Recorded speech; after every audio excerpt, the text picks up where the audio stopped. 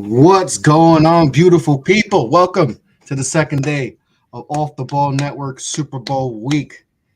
Today's going to be a good show. As you see, I have a lot of great gentlemen. Well, one gentleman just left, so we're going to get this gentleman back in. But we got a great show for you today. If you guys missed it, make sure to check out yesterday's our first edition of Super Bowl week with me and Rob. We went over the best and worst logos and also the best and worst Super Bowl rings. That was fun, especially the rings part, because it's really crazy how the rings have really, they changed. They've definitely changed. have. And me and Rob went over, one ring in particular that we really just were like, what is this? It was just didn't make sense. But make sure to check that one out because that was really fun. We went over the best and worst of logos and Super Bowl rings. But on today's show, we're going to discuss the best performances in Super Bowl history. We're going to discuss the best offensive performance, the best defensive performance, and the best special teams performance. Yes, we're going to give love to the special teams. You don't really see people talk about special teams in the Super Bowl performances, so we're going to get over that. But let me go around the horn and tell you who's joining the show today. First, we got the head of NFL content for the Off the Ball Network, guy that you saw yesterday. Rob, what's going on, brother? Happy to be here. Move my schedule around because top performances had to get on here, and two, once I saw Jeff hopping on, I knew I had to get on as well. That's how you know you can. That's how I know I can get people on the show. When I say, yeah, Jeff's coming on, it's like, all right, well, I guess my kid's gonna be watching himself. I've decided that I'm just gonna announce that Jeff is coming on, whether he is or isn't, and just be like, once everybody else is there, they can't leave. You know what? That's a good one. Might have to start doing that. But we also got Dad. What's going on, man? Nothing much, man. Excited for the week, excited for the matchup, and excited for the podcast. I feel like this game is going to be a real big chess match, so just can't wait to see how it plays out. Yeah, it's going to be a good one. Can't wait. We got less than 6 days. 6 days left for Super Bowl Sunday, and of course, the man we just talked about, the man, the myth, the legend, Jeff. What's going on, man? Not much. I'm glad to be on. This is my fourth Super Week as a podcaster. It's crazy how time is flying. I couldn't miss out on it. I'm glad you guys had me on. I'm loving the content you've already done, starting with yesterday. Glad to be on here with Thad, the quarterback guru. Haven't been on with Thad in quite some time, and it's always great to be with you and Rob. So I'm ready, man. Yes. And we have a good one. Like I said, we're going to discuss our best performances in Super Bowl history. So how we're going to do it? We're going to go around the horn. We're going to start with the offense. We're going to go to the defense, and we're going to end with the special teams. So first, I'm going to go with mine. I'm going to go first. I'm going to go with my best offensive performance in a Super Bowl. And this is the first. Now, I want to give you a little story. I'm a Giants fan. Okay, you guys know I'm a Giants fan. But a young Chris LeBron was once a Broncos fan. Yes. Say what? Yes. I think I've told the story before, but if you haven't, I once was a Broncos. Yes. I was front running. I was 8. So, give me a break. I was 8 until my stepfather came and said, no, you're a Giants fan. And I was a Giants fan. But, and also the Broncos lost to the Giants when they were undefeated. And I was like, all right, I'm going to be a Giants fan because they had beat. So, I was a Broncos fan for like 2 years. John Elway, Terrell Davis. So my best performance in offense for Super Bowl history was the Terrell Davis Super Bowl 32 game. Everyone know he had the migraine issues and all that. It was questioned he's going to play. He's had migraine issues for a while and all that. And he went on to rush for 157 yards and win Super Bowl MVP. So my best performance for me, Terrell Davis, Super Bowl 32, 157, Super Bowl MVP. Migraines and all that. That's the first one I truly remember. So that one sticks with me. So that's what, and then, I was still a Broncos fan there. So that, that was a part of it. But that performance to me was special and all that. He was, he was truly just one of the best. And what he was able to do in that Super Bowl we've had migraines. We're regulars and we had migraines and we can't even get out of bed. Just imagine playing a football game with the migraine when you're a running back of all positions. And that's the famous play call, the I guess you want to call it the game-winning play call, to where Terrell couldn't even see, but he had to be in there to be a decoy because Green Bay was going to load up, and it was, he was out there, and he said he couldn't even see if they would have gave him the ball. So yeah, Terrell Davis. I don't like to do the. I never do the underrated thing when people talk about, somebody's underrated, so and so's underrated, because I'm always like, well, I don't know where you got him rated, so how do I know if he's underrated? So what I like to say about players like Terrell Davis is they're kind of under talked about. That's a guy that, he didn't do anything wrong. He just he had to retire a little early because of some injuries, but we probably don't discuss that for 4 or 5 years. How dominant he was back when you still really leaned on running backs. His peak years were they were amazing. He had a 2,000-yard season in there, a couple Super Bowls. Great teammate, great player. He has the famous play when he was a rookie. I think they still played the Japan Bowl back then. He goes down and makes the tackle. On the kickoff, lets everybody know who he is. So just a guy that this is why I like doing these shows. When you guys bring him up, I'm like, man, I just like to think about Terrell Davis for a little bit and how much I enjoyed watching him play and appreciated how he played football. Yeah, and that's remember, the Packers were, I think at the time, it was the biggest upset in Super Bowl history. That was a huge game. The Packers were coming off winning the Super Bowl the year before. They dominated the Patriots. So this Favre MVP. This, and we think of the Broncos team as like a mini a dynasty almost, but we know that the Packers were supposed to be the dynasty.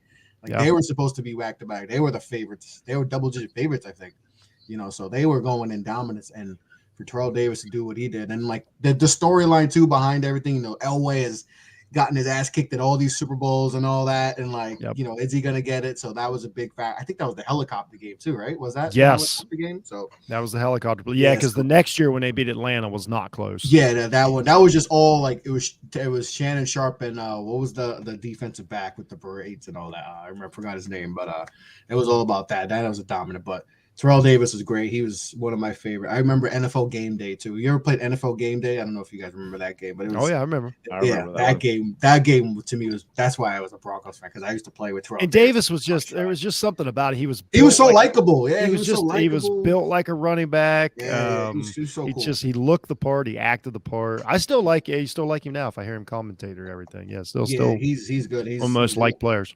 He's in the Hall of Fame, and he carried Elway to those Super Bowls. Without Davis, Elway's got a different end to his career. Exactly, and like I said, they played against a great team that was supposed to be the dynasty. So, to me, my favorite, my best offensive performance, Terrell Davis, Super Bowl 32, 157 yards rushing, Super Bowl MVP, the migraines, the story, that to me, and that's one of the first big moments I remember. So, and that sticks with me forever. So that's my favorite. There's other great, obviously, performances, but I'm going with that as my top performance, offensive performance, Super Bowl history. All right. So, Thad, your greatest offensive performance in Super Bowl history. Go. I had to go back a little bit before my time. I was going to go with Nick Foles, but I ended up going with Steve Young in his 95 season, 6 touchdowns. And, a couple years before, not getting over the hump, losing to the Cowboys, being so close, because the Niners with him, they were always a contender, 12-3, 13-3. So to finally get over the hump, and then, the big game is a whole bunch of jitters, and to go out there and just have a completely dominating performance from the pocket when you're known. I mean, he could always throw the ball, but he was known as a runner as well, true dual threat. And for him to go out there and completely dominate the game, I have to take Steve Young. Because it's big shoes to fill. Coming in for Joe Montana after he won those rings. And all they care about in San Fran is if you can get over the hump. They don't care about getting to the NFC title game or the Super Bowl. They care about winning the bowl and having that parade. So, and Thad, let me tell you, Thad, somebody that was that remembers a lot of that's one of the true, Steve Young was a starter. A starting quarterback when he went to the 49ers. This wasn't a guy that, kind of figured it out later in his career or anything. He was a really good football player and went to the 49ers to be a part of what they were doing and kind of get out of Tampa Bay. I believe he was a USFL player maybe for a minute. And so, imagine saying that now that, there's a guy out there that, is probably a top at least when he went there, he was a top 15 starter.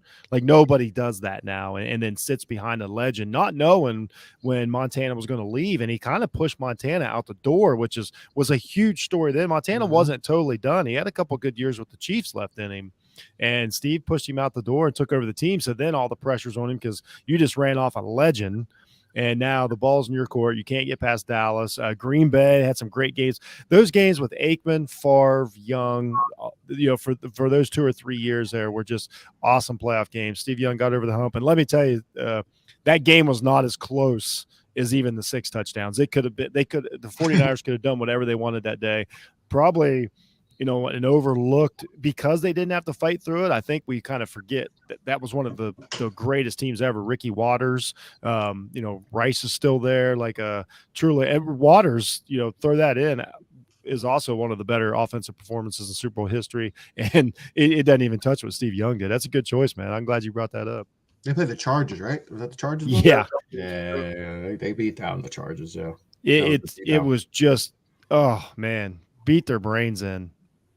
The NFC seemed like a gauntlet in the 90s, the mid 90s. Yeah.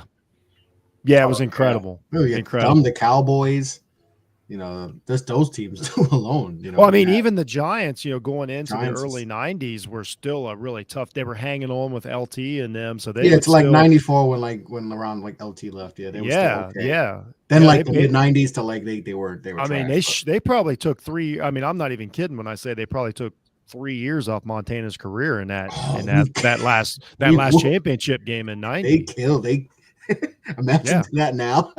Yeah, they snapped his vertebrae. Like that was that team was killed Joe Montana. That team was awesome, man. And coming LT off of that, Washington still had really good teams. Even Detroit was good. We had Barry Sanders. You had people forget Detroit was the last team to kick the crap out of Dallas before Dallas started their Super Bowl run the year before. Detroit whooped Dallas. So it was really something. It was sort of like now, a little bit like in the AFC, to where it's like, choose your poison of who you're gonna, you might see in one of these playoff games. Yeah, no, you're right. NFC was like whoever won the NFC was going to win the Super Bowl. Yeah, that was a big deal for Young, that game. That was a big deal. It was kind of annoying, honestly. It got a little like, okay, we get it, Steve. The monkey off his back, right?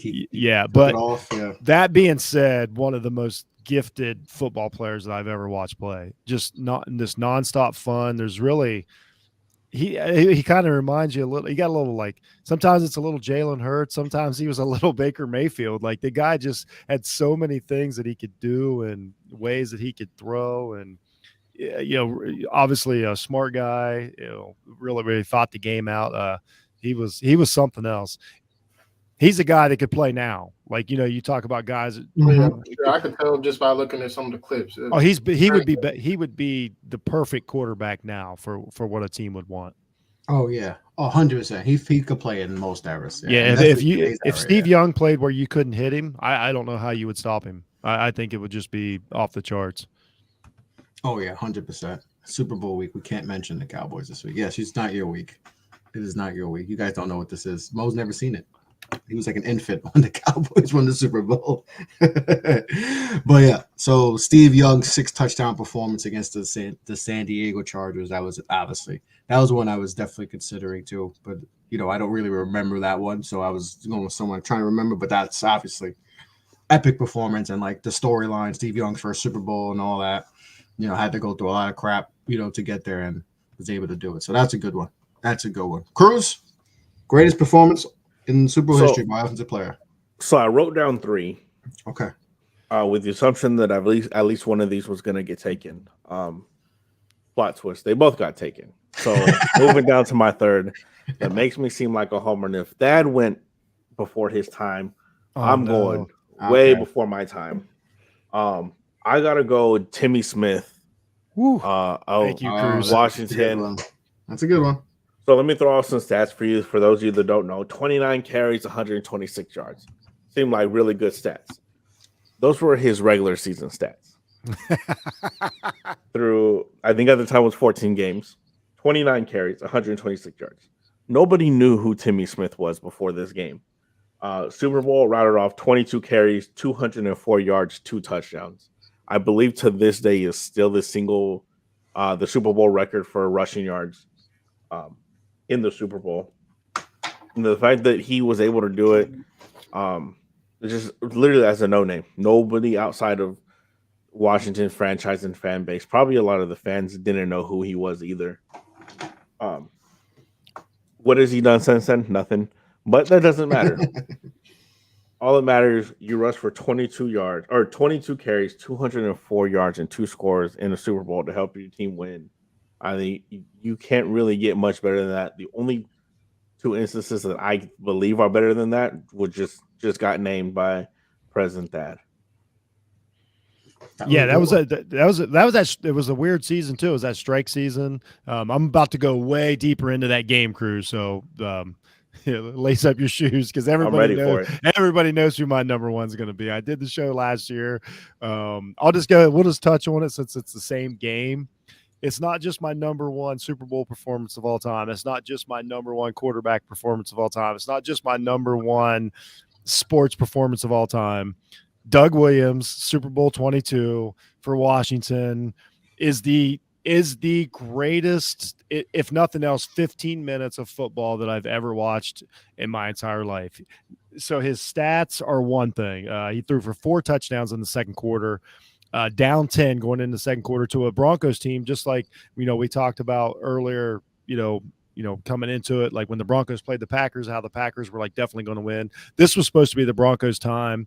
Doug Williams and Jay Schrader both played quarterback that year. They went with Doug Williams. And I know you guys I know everybody's all heard it. I know, people talked about it. Take it for somebody who lived it.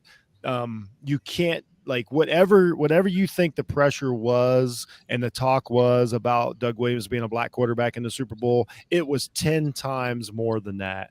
I can't imagine like the famous stupid questions he had to deal with, leading up to it, the doubts. I just, as someone that, and I was a younger person and, you guys know me, I think you probably realize I was fairly just objectional. I was like, I don't know, this is a quarterback. Let's see what happens. Mm-hmm.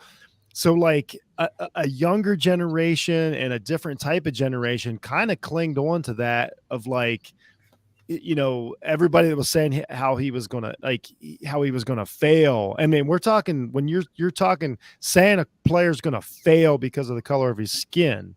Like that was the storyline here. And then, so you have this, all these football fans that are behind him, like, like this is the guy that's going to like put this to bed and it's over. Mm-hmm. They go into the second quarter down 10, and then you can imagine, what everybody's feeling, what everybody's thinking, what everybody's saying, blah, blah, blah. On the other side, John Elway. John Elway did nothing to deserve it, but the juxtaposition between the two quarterbacks is obvious. You got the classic quote unquote golden boy on one side versus the first ever black quarterback in the Super Bowl on the other side. Like you can't take away the tension that was there.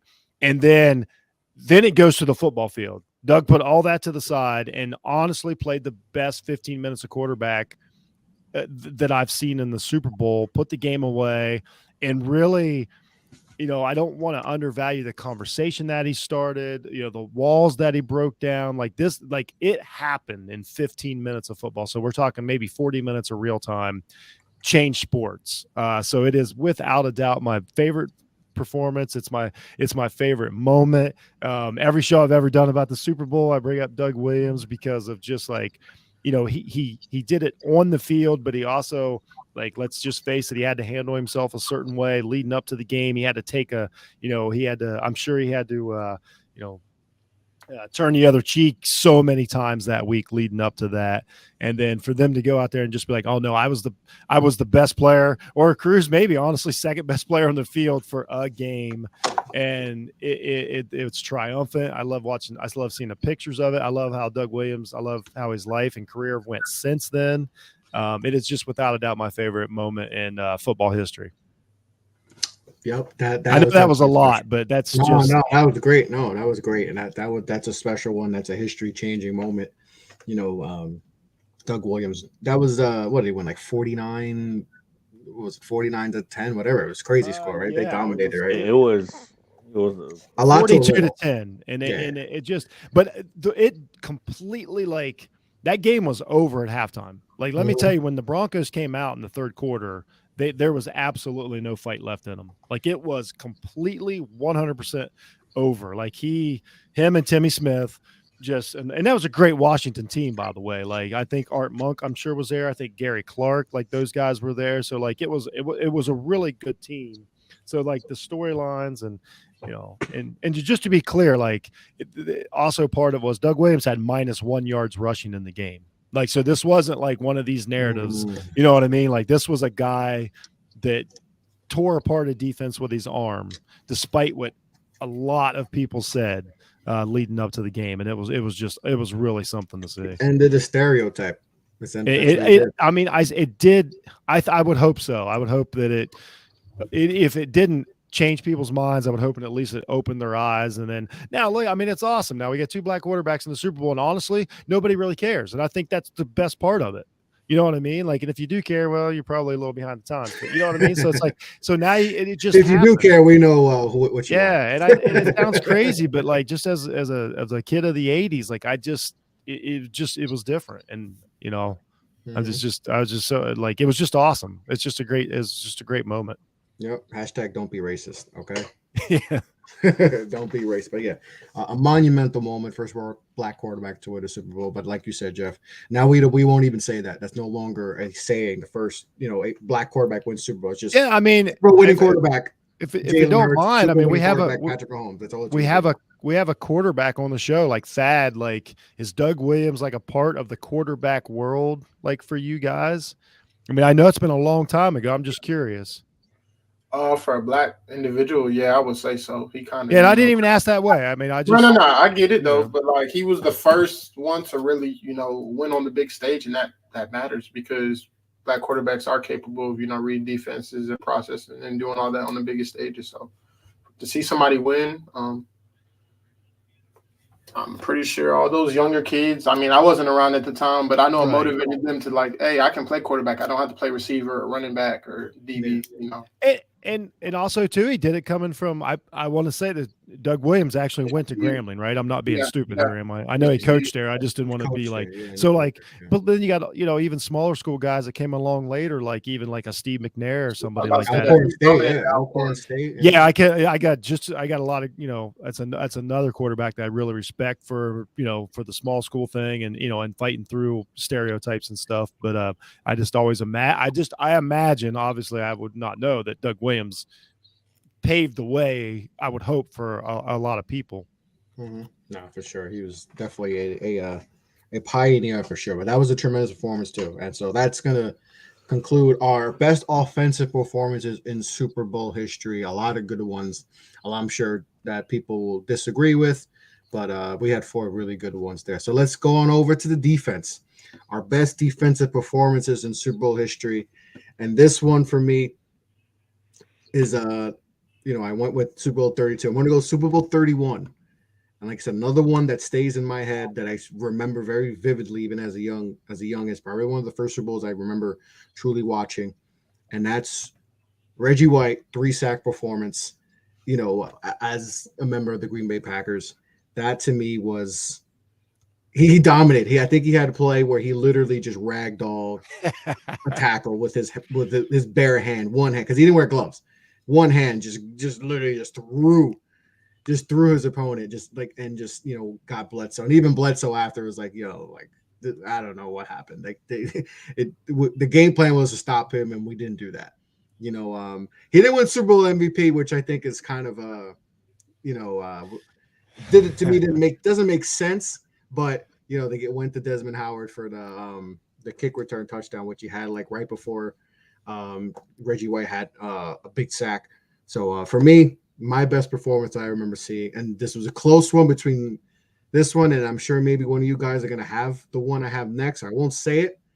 But this one was, to me, a one that I remember, and just, to me, that one play symbolized how dominant, Green Bay was in that Super Bowl. So me, Reggie White, Super Bowl 31, 3 sacks for the Green Bay Packers. He was just, the Ministry of Defense, he was just that guy. He should have been Super Bowl MVP. Yeah. But dominant performance, 3 sacks, did his thing, and that to me, my best defensive performance. And so because there's a lot of moments, like there's a lot of great team before, like the Tampa Bay in 02, you know, the Ravens, like you can't really like pinpoint which like one player, like in those. So to me, and those are like memorable defenses, even like the Seahawks, like you can give it to the whole defense in that one. So for me, I remember vividly Reggie White standing out of all the Super Bowls I won, and I was young. I was what, 7, 8 years old, and I still remember that. Like that was like a memorable moment as a youngin. So that stays with me, just like Terrell Davis stays with me. So those 2 moments, you know, for me, staple. But Reggie White to me, best defensive performance I've seen in Super Bowl history. So that's a great one. And the way Reggie did it, pass rusher, but he did it. You know, he did it with power too. Like he was a true, like he was. He reminds me a little of Chris Jones. Yes, thank you. That almost forgot his name. Great job, buddy. He that they're very similar pattern. And another big deal, like I always throw these things in that I remember. It was a huge deal that Reggie White was a free agent that year and went to Green Bay, and they built that team around him to win that Super Bowl. That was that you didn't do that back then. Was when he left Philadelphia. Like that was giant. Great player. Another player that's better than people like realize, just because like if you don't watch every game and you weren't around, like the stats are tough for he was exactly. Chris Jones is the best example. Like he wasn't one of these edge guys that was just there to get the sacks. He was a different technique, could play the run, and he put the fear into Bledsoe that whole game, and he really did determine that game with his force. There was nothing better than watching a Reggie White game with John Madden commentating. Like you want to talk about like just something ought to be. I think that was a Fox game, and I think Madden did that one. So, back then it probably would have been CBS, but it would have been Madden. Yeah, Madden. Yeah, I don't think he had switched. I think Remember was calling that, but yeah. But I think a lot of people like it's been a big thing. Like if you're a defensive end, if you don't play on the right side, that you don't get the credit. It's like Strahan went through that too, like with the whole him and Sapp, like both. He didn't play, you know, the right side, but and that's what Reggie White played a lot. So, and he wasn't your typical. He looked more. And what's crazy is a couple of those sacks was like 3-man rush, and he just dominated on a 3-man rush. Yeah. Oh, he was incredible. You watch that Super Bowl, you just like powerful. Just had it all. Just another guy that could play in any year. Yeah, exactly. But if I'm not wrong, he played like inside and out, right? Like he played some 3 techniques. Yes, absolutely. He absolutely did. Yeah, that's what I mean. He just did it all. He moved all over, all over.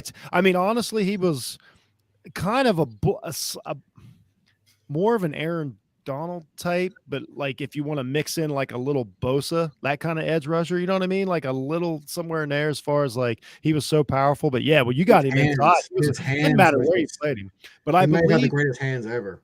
How about a defensive player? Like, and they built that defense then.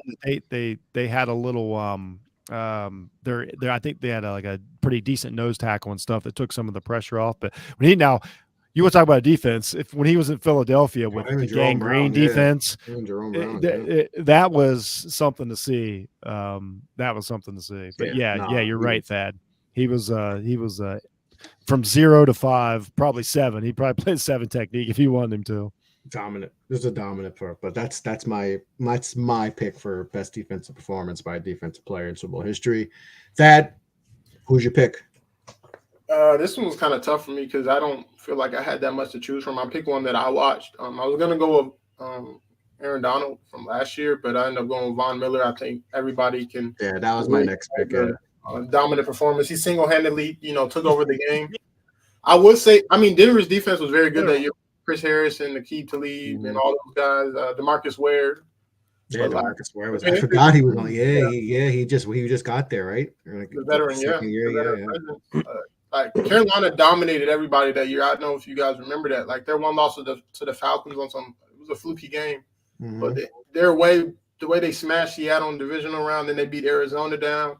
Like I really expected them to get their first ring, but Von Miller took over the game and complete. He was in Cam Newton had Von Miller in his head. Like after a couple of pressures, he was seeing the rush. The play, right? The strip sack where Cam Newton doesn't go after the ball is. Oh, you're talking about the game? Yeah.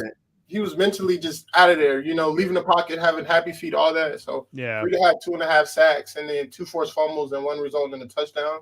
Yeah. Just dominant performance because he ended Cam's career, like mentally ended his career that game. Cam was never the same after that. I know they were decent next year, but a really good Panthers team. If you look back, how good that team. Like, I had them walking through it. Ely had 3 sacks that game. I was in Vegas. I had all my money on Carolina. It was. I thought Cam Newton 3 sacks. Like that team was. They had Luke Kuechly was a monster. I think he had like 16 tackles that game. Like what a shortened career. There's another show. You ever want to do a show on like careers that if wish they were longer? Kuechly, man. Kuechly and Patrick Willis. They ended their careers like. But if you'd asked me then, I would have told you Cam Newton was going to be the best player in football for 5 years. I would have said that before that game, and just everything changed. Wayne Phillips was a D coordinator that year, right? Yes. Yeah. Wayne was there. What was the head coach's name? Again, John Fox. No, John Fox wasn't the coach. He wasn't the head coach? Not John. No, not for Carolina. For for Denver. No, John Fox. Yeah. John Fox was the head coach? Yeah. No. He took over after Shanahan left, right? No. John Fox was a coordinator. Who was Kubiak. Nah, Kubiak wasn't the head coach. No, he wasn't. He was always the offensive coordinator. All right, we're gonna have to. It was Gary Kubiak. Yeah, it was Gary Kubiak. Get out. Yeah. Gary Kubiak won a Super Bowl. How about you talk about Wade one? Was a defensive coordinator. When we do one-hit wonders, Gary Kubiak is on the list. Yeah. Then he retired the next year. Remember, he had like health issues. I think the next year. Oh, that year he left. I just love Peyton Manning retired. He was like, I'm out of here. Yeah, I got heart issues. Peyton Manning couldn't throw, and Von Miller won that game. He got benched. Remember that whole year, that was a tough year. Like Brock Osweiler was playing. Okay, I want to tell a quick anecdote because I don't get to do these shows a lot anymore. So here's why I don't know much about that game. I remember the first strip 6, as we want to call it, Miller had. So we watched the game at a big viewing at a strip club in Vegas that year. We were actually in Vegas and watching it, and I had a little too many refreshments. And so by like halftime, I was out in the parking lot and didn't know where I was. So to this day, I have never actually even watched like the last 2.5 quarters of that Super Bowl. So this is my least knowledgeable Super Bowl. After the Von Miller strip 6, I was gone. So he put the team on his back because Peyton didn't even play well that game. Oh, Peyton was terrible. He couldn't throw. Remember? All he could throw was that wheel route. You guys remember? All he could throw was that wheel route. That's how he beat Anderson. Right? That was the breakout year for Anderson, right? CJ Anderson. Probably. He broke out that year. And he took out White Boy with him from Indianapolis, didn't he? Yeah, he had one of those cats on his team. I know Decker had left. Decker left to the Jets. Didn't he have Wes Welker? No, Welker never won a Super Bowl. Welker was the year before when they lost. When they lost. Oh, when they lost. Yeah. And Decker had left for the Jets. All they had Demaryius Thomas. Demaryius Thomas had a huge game, by the way. Julius Thomas was the tight. I think the tight. And Owen Daniels too. I think Owen Daniels. CJ Anderson was there. Well, he couldn't throw to a wide receiver. He couldn't throw. Yeah, remember he got benched. I remember they showed. He was a mess. Yeah, he was a mess that year. But he shout out to Von Miller. Osweiler.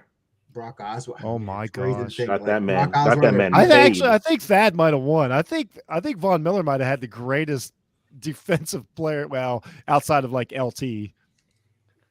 He had a monster. That was a great performance. And that, like I said, that Carolina team was really good. 15-1 MVP, 17-1 overall into the playoffs. And he even laughed at him. Yeah, Miller never even blinked. He laughed at him. Cam Newton had one of the greatest statistical seasons by a quarterback ever. He was just monster, rushing, running. He had almost 50 touchdowns combined. He was dominant. So that Carolina team was better than thought. But that was a great performance by Von Miller. That was my second pick. That was I like that. So, Cruz, who's your pick?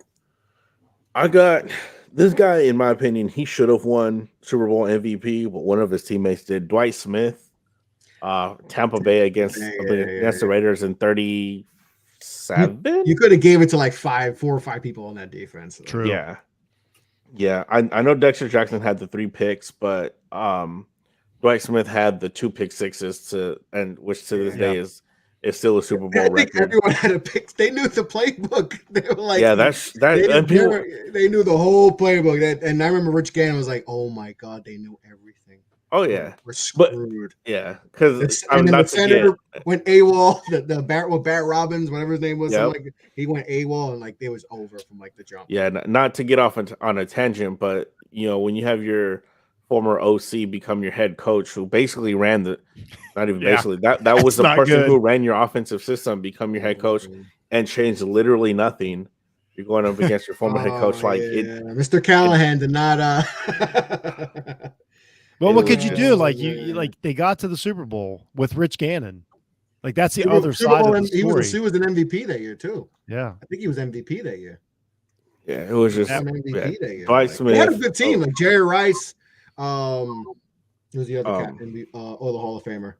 Brown. They still have Brown? Yeah, they still had Brown on. Like they had Tim a good Brown. team. Shout out to Tim Brown. Yeah. They had a good team. It wasn't a bad team. This always makes me sad. Young Charles Woodson, like they had a good team, but that Tampa Bay team, you were not. Like that defense is. Derek Brooks had a pick six too. So good. Yeah, like he was the perfect linebacker. But can we like? I think we've aged enough into defenses now. Can we put it to bed? Like they weren't doing anything too crazy. They just had a lot of really, really good players. Like that as a quarterback, the Tampa 2 defense is not super like exotic, right? Like you got to have really good players. You got to have good players do their job, right? I mean, they had you have to have a middle linebacker. That's for one, because he's covering basically the deep half, the middle half. So yes, got to get depth.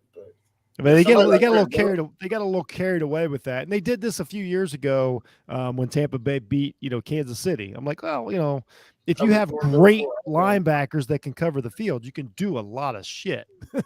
And back then, though, when they had John Lynch and Rondé Barber too, that helped when you had two good safeties. So.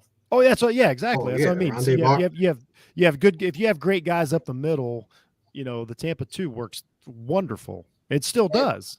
And you can get home with only bringing 4. I know, Sapp is one person, but he was pretty dominant rushing it. He was one of the first people, inside guys I knew to have double-digit sacks. Yes, and he is one of the first. Yeah, you're right, because a lot of times he would have either got caught up, or they'd have had him do something he didn't want to do, or they'd have put him over the center. They did a great job using Warren Sapp his whole career, actually. Yeah. How many defensive tackles are not getting double-digit sacks? That's when the position started evolving. It was about that time when they're like, wait a minute, we're starting to figure this out. And then, it's just gone crazy since then with the athleticism. But they also had Simeon Rice. Like Simeon Rice to me to be a Hall of Famer. John Randall's another one. He's another defensive tackle that became a pass rusher. Yeah. Booger, I think Shelton Qualls was the middle linebacker, I think. Like he was an underrated back. And had really smart guys too. Like Brooks. Look what these guys are doing now. Like they're still in the game, and you just Barber, Lynch is he's a GM. Criminally underrated. Brooks is still he's still one of the best guys to listen to. Warren Sapp is one of the best guys. That's just up the middle. That's just up the middle with the intelligence that you had. It's kind of like those Ravens teams. Like when you got Ray Lewis and you got Ed Reed, who I don't know. He's one of the smartest football players that ever lived, right up the middle. It really helps your defense. Yeah. And with an offense that had a rushing attack that had less than 8 yards per carry. I did have one of my favorite players all time on it. Warwick Dunn was on that team, right? I hope. Was Warwick there? I know they had All Scott, and let's see. All Scott was the backer, and I know Michael Pittman. No, I don't think. No, Warwick Dunn went to Atlanta. He was in Atlanta. Was he already Atlanta? He was a Vic. Doesn't matter. Still one of my favorite players of all time. Yeah, and one of the greatest humans of all time too. Yes, Warwick Dunn. But that's a good one. That was definitely a good one. So that Tampa Bay team, man, they should do a 30 for 30 on that one. That should be the next one they do. Because that's a fun one. But we didn't talk about that team enough when it was happening. I wish we just talked about the Ravens. Because we just got over the Ravens. Well, and I think we say this a lot too. Because think about it, back then, even just 20 years ago, we didn't have the podcast every day. We didn't have the daily content. We didn't have all the NFL network stuff. We just didn't get to absorb how great these teams were. week in and week out that I wish we could go back now. Like, I want to go back now and have like a podcast about like the game that Reggie White just had, or so on and so forth. So, or Maybe Terrell Owens, like we talked about. Like, something we should I think that's why we retrospect. Yeah.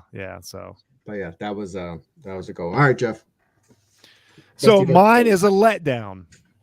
I'm gonna say it, but so what I did, because I always do these by memory, and what I thought Reggie White, I thought like some of the stuff that I saw, like I watched the '85 Bears, but like Thad said, before the show we were talking, it's hard when sometimes it's a scheme. Like Tampa Bay of a couple years ago, like how do you pick one player when it was a scheme that shut the Chiefs down?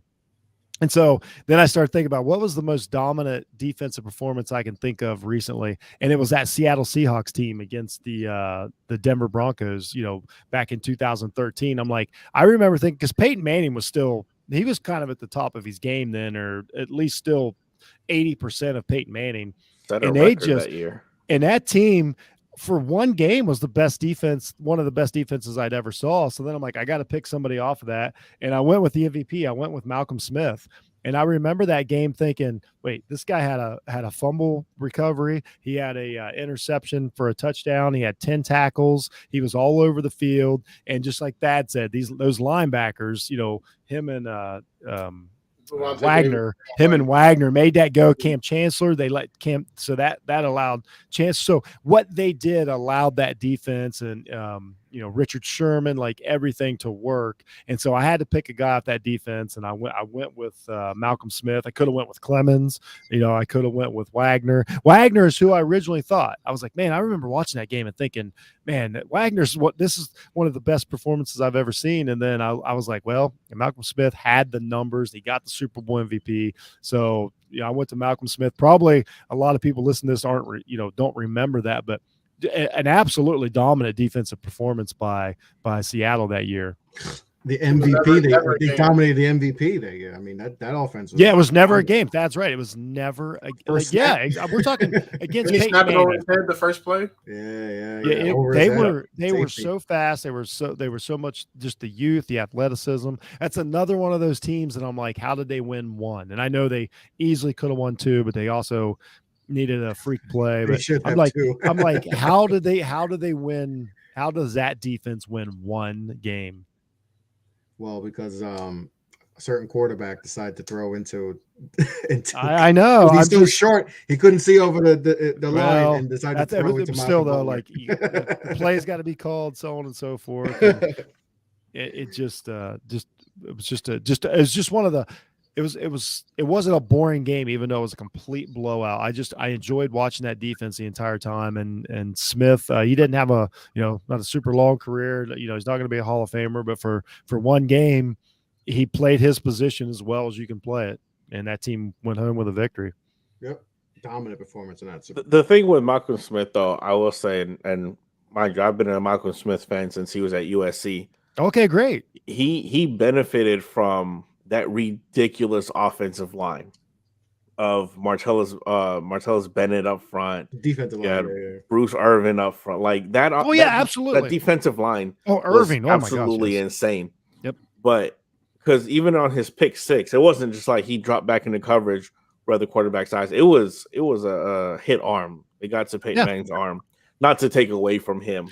No, I'm with you. I'm totally with you, Cruz. I just had to finally pick a guy because I love that game. So just read off some of the players. You got Chancellor, you got Smith, you got Clemens, you got Wagner, you got Earl Thomas, you got KJ Wright, Byron Maxwell.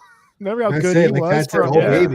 All babies. Cliff Averill. I mean, Byron Maxwell got paid by you guys, right? By the Dolphins, right? Didn't he get $90 million from you guys, and then he got paid. He did get paid by someone. Then he was there for a year, and then he never. I think he was in Philly for a year. Was it Philly or the? He was in Philly. I remember him being Philly. It might have been Philly. That's when Philly was. Michael Bennett, Bruce Irvin. I mean, these guys. Brandon Browner, was he on the team too? The big safety they had, the big corner. Yeah, Brandon Browner. Yeah, part of Legion of Boom. Yeah, because he was the forgotten Legion of Boom member. I don't think because I think he got hurt. Yeah, he did. Yeah, I don't think he played. I don't think he played in that game, but man, he was awesome. He probably got hurt because he was the fourth Legion of Boom guy because they were But yeah, that was a dominant performance. Like Super Bowl, Peyton Manning broke the touchdown record that year, MVP. You know, the wide receiving core was dominant, good running game, defense good, and they just dominated that game from the jump. It literally was from the first snap. Yeah, they dominated that. And they were young and like really weren't. I mean, I never say like weren't given a chance. They're in the freaking young Super Bowl. Quarterback they had. But it wasn't leaning towards Seattle being like, oh, this is their moment. Yeah. You know, they had a puppy at quarterback. They remind me of the Warriors. When the Warriors won their first championship, like kind of like you knew they were coming, but you weren't expecting them to come like to be there already. And they were there, and it's like, whoa, they won a championship, and you forget but they're probably in my like that for that one season. I mean, honestly, it lasted a few seasons, but for that one season at least, they're in my top probably 5 defenses I ever watched. Yeah, no, they just came together as a unit, and it was just unbelievable. That was a good unit, one of the better units we've seen in the last 25 years for sure. Yeah. So dominant performance, but that's going to be our defense. Let's head on over to special teams. We're going to show love to special teams. And we're going to give out our best performances by a special teams player in Super Bowl history. My pick is going to be Jacoby Jones. Oh, I like 47. He had 206 all-purpose yards, all kick return yards, third most ever, and he had the kick return touchdown. Obviously, that game's very infamous for what happened at halftime. You know, Beyonce shut it down. Beyonce shut it down and stopped, and all those conspiracy theories. But the great comeback, almost comeback by the 49ers. But Jacoby Jones, and I know some people may have thought I would have went with another guy who had a kick return touchdown to but overall he had like I said, the third most yards and only a few yards away from having the second most. So, but Jacoby Jones, we all know he was a great returner of his era, one of the better returners of his era, but had a really great performance in that Super Bowl. So he's my pick from my best performance by a special teams player in Super Bowl history. Thad, who's your best performer by a special team player in Super Bowl history? Got to go back in time again a little bit, like a year or two before I was born. I'm going with Desmond Howard, 244 all-purpose yards. Well, not all-purpose, kick return and punt return yards. Not took the game over, but every time New England was inching back, it seemed like he broke the game open with a big player, setting them up with really good field position. And we know how important all 3 phases of the game are. People don't like special teams. They go to the bathroom during it. They don't pay attention during punts and kicks. All that little stuff matters. And the way he changed the game in that Super Bowl propelled them to Brett Favre's first ring, or first and only ring. But yeah, it was a big time game for him because the kick return he had that he ran back was, I think it was like deep in the third quarter. So it was at a crucial point in the game, and it broke. Yeah, because then the Packers dominated after, like I said, Reggie White had some big sacks and all that. So they dominated after that. But yeah, that was a 100-yard, I think, 100-yard return. So I'm gonna jump in with that here because that was my answer. That's the only answer I could think of.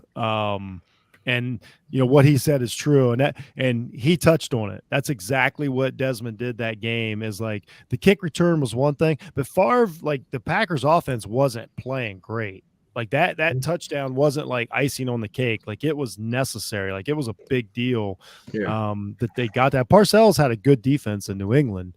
They weren't making it easy on Favre, and that touchdown was just like, you could just feel it, like as hard as it was for New England to score, that's the one thing they couldn't do.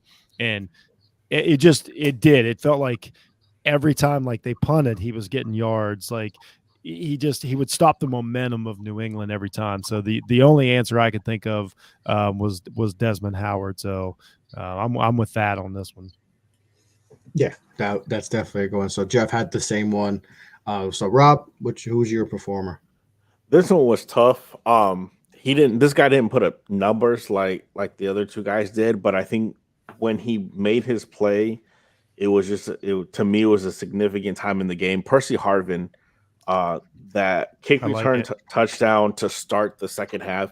Mind you, it was 22-0 going into halftime, and while most games at 22-0 would seem like it's over, again, like we just talked about, that Broncos team was setting touchdown records, was the most, from a statistical standpoint, the most prolific offense in the history of the league. I remember not really being able to count out the Broncos. Like, okay, yes, it's 22-0, but they still have Peyton Manning, they still have Demaryius Thomas, Eric Decker, Wes Welker, they had weapons. So like you didn't know if Peyton Manning was going to be able to come back, and then for Percy Harvin to get the kickoff, for it to bounce in front of him. Usually when a ball bounces in front of you, you'll be lucky to get 10, 15 yards, get to the 25. And he took off. And that's after that score, I remember thinking, all right, yeah, this game is over. Seahawks, there's nothing that the Broncos could do at this point to bring this game back. Yeah, I like that cruise, and I'll tell you why. That he was on my list also, because if I told you that that Seattle got the ball and let's say they kneeled on it, and then took over on offense, and if I told you Percy Harvin had 87 yards offense and scored a touchdown, we would all say that was fantastic. He got it all in one play, and you're exactly right. Ended the game. Like it ended the game. Like I think that's actually a great pick, because we want to talk about Von Miller's sack. It's the exact same thing. Like that was it. Like there was that the one thing that the Broncos couldn't see coming out of half happened. So yeah.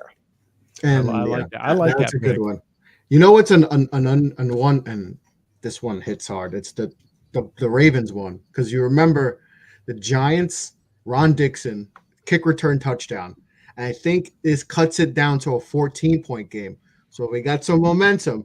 We get off, kick off. All right, let's go. Let's make a stop and let's get the ball back. Maybe we could do something.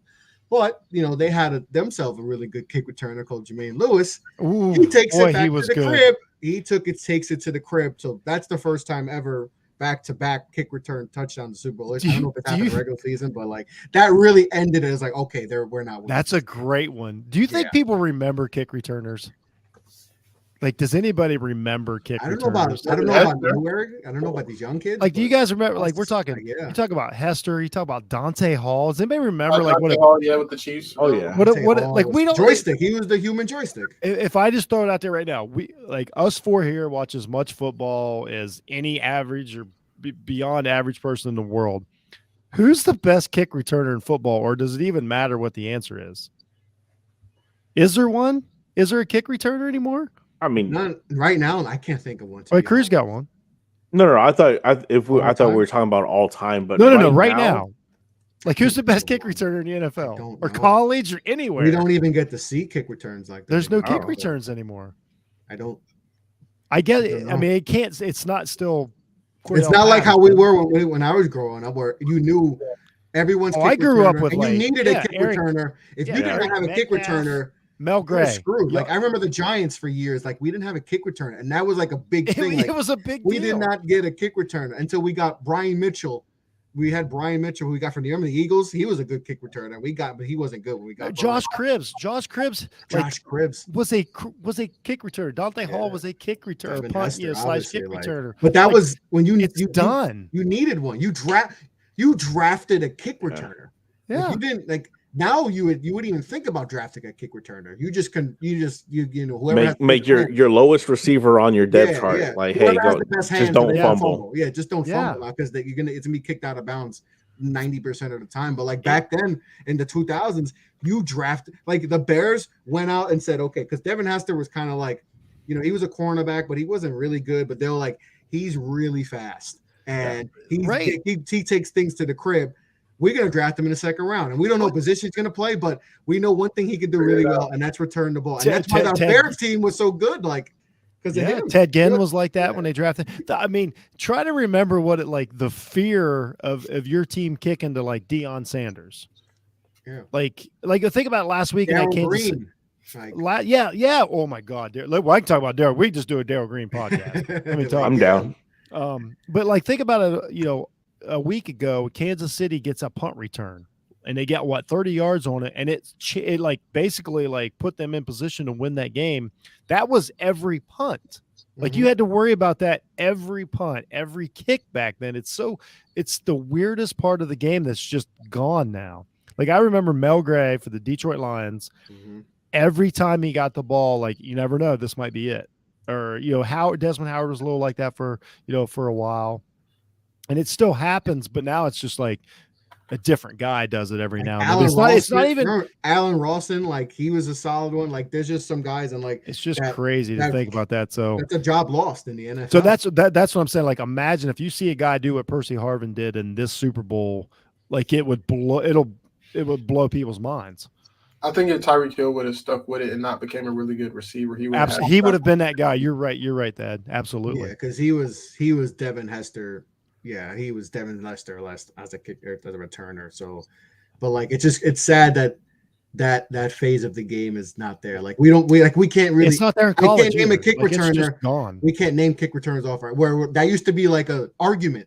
No, Josh Cribbs is better than Devin Hester, or like Dante Hall's better than there used to be legit arguments we used to have at the lunchroom table. Like, who's better kick returner? Oh, Devin Hester's overrated. He gets one, and then he doesn't do anything else after that. I think the last great kick. We don't have those arguments no more. I think the last great one is Cordell Patterson. Like I think he's I think he's the last like that we'll remember as like the last great one. Yeah. It's an unfortunate. It's weird. Yeah, it is. No, I missed the kick because like just think about like we're not going to see like a Devin Hester take to the crib on the first. That's not happening in the Super Bowl. Like that's not happening. No, that's what I mean. You don't even worry about it. Like when they punt now, I don't even really care if and like even in college it's like that. Like I watch Ohio State. They're really, really good. They got a ton of talented players.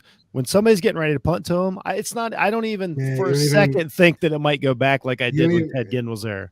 No, like it doesn't even cross my mind that somebody might return a kick in college now. I think it might be worse in college than it is in NFL. It could be, but that's an unfortunate thing in football. It's an unfortunate that we don't. It is weird because it's in a very important and it changed game. I mean, the the Bears that took them, special teams took them to the Super Bowl.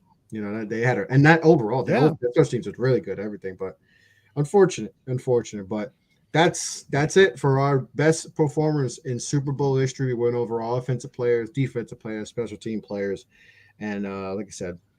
We miss special teams because we named a lot of great returners and all that. Devin Hester had a great, moment. If we want to talk moments, and I'm sure when we do the moment show, that might be one of them because that was an iconic moment, Super Bowl history and all that. But that's going to end it for us, and that's concludes the second day of OTBN off the Ball Network Super Bowl coverage. Like I said, every day until Super Bowl Sunday, we will have coverage of the Super Bowl. We will be doing shows like this and all that. And once we get to the weekend, we'll dive into the game, but we're going to have a lot of great shows for you the upcoming week and all that. So this was a lot of fun. Appreciate you guys for joining me. Like I said, a lot of fun to diving into this, guys. So I appreciate you guys for joining. Yes, sir. Had a pleasure. Yeah. So we'll be back on for the rest of the week. Yeah, we got a lot of stuff going on. We got, I think who's on for tomorrow. You're still it tells me you're still recording, Chris. Yeah. No, I had I saw something pop up on my computer. It distracted me. I know you got to be under 60. I'm just looking out for you. Yeah. Thank God for timers. Thank God for timers. Tomorrow's Jelani and Thad. Best Super Bowl what ifs. Best Super Bowl what ifs. And to me, that's going to be really fun. I've been looking forward to that one because there's a lot of plays that should be remembered more, but because other stuff happened after, we tend to forget those. So that one's going to be really good. So make sure to tune into that one. Thad and Jelani will be talking about that one. So appreciate everyone who's tuned in. Appreciate everyone for Super Bowl week. Like I said, a lot of great content coming up for the rest of the week. But I'm Chris, Thad, Rob, Jeff, appreciate you fellas. But OTBN, Super Bowl week, day 2, we out.